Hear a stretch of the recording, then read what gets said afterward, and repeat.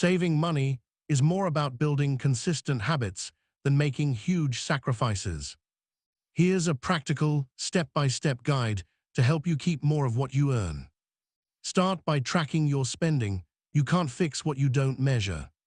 For 1 month, write down every single expense using a spreadsheet, a notebook, or a free app.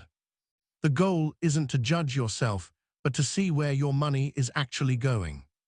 Most people are surprised by the invisible costs, things like coffee subscriptions, unused memberships, and late fees. Next, consider the 50-30-20 rule. This is a classic budgeting method to structure your finances.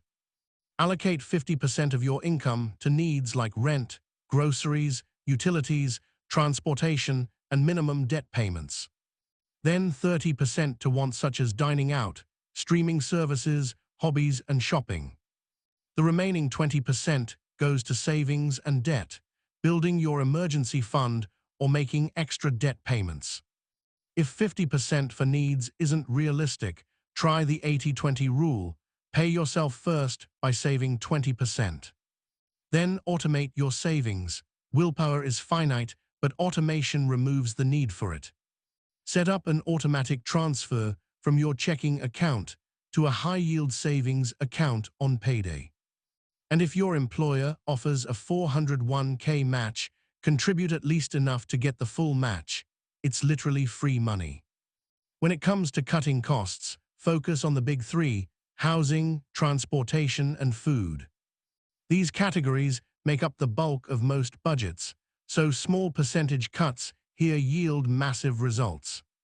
For housing, consider a roommate, negotiate your rent, or refinance your mortgage if rates drop. For transportation, avoid car payments if possible. If you have a car, drive it until it's no longer cost-effective to repair. Remember, a $500 car payment invested over 10 years equals roughly $80,000 in growth. For food, this is the easiest place to overspend. Meal plan, cook at home, and use a grocery list. Reducing restaurant spending by just $50 a week saves $2,600 a year. Another effective strategy is to use strategic no-spend periods. Start with a no-spend weekend.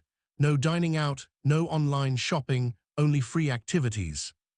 These resets help you realize which purchases actually add value to your life and which are just habits. Be sure to defend against lifestyle creep.